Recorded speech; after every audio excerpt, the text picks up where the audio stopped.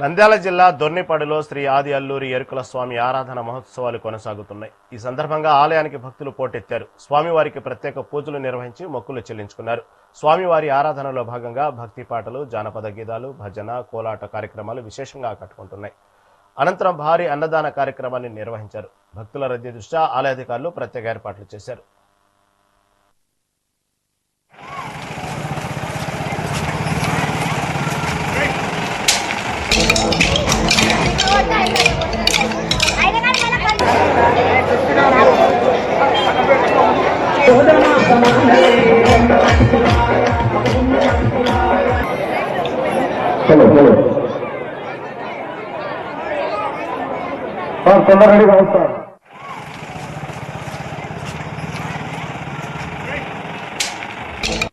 స్వామి ఆరాధన మహోత్సవము అంగరంగ వైభవంగా మా దొన్నిపాడు గ్రామంలో బాగా జరుగుతుంది.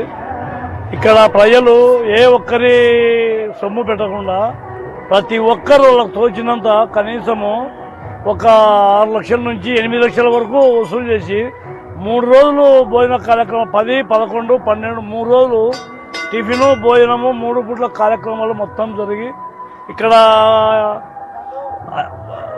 సంఘంలో భజనలు, కోలాటాలు, ఇంకా కొన్ని భజన పోటీలు పెట్టినాము. ఇంతకుముందు డ్రామాలు పెట్టించినాము.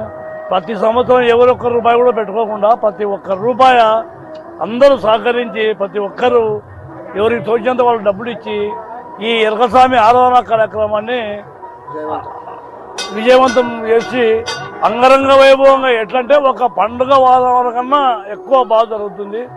ఇట్లా మా ఊర్లో రాను రాను ఇంతకుముందు ఇంత పెద్ద జరిగేది కాదు. ఇప్పుడు ప్రతి సంవత్సరానికి చాలా మార్పులు వస్తున్నాయి.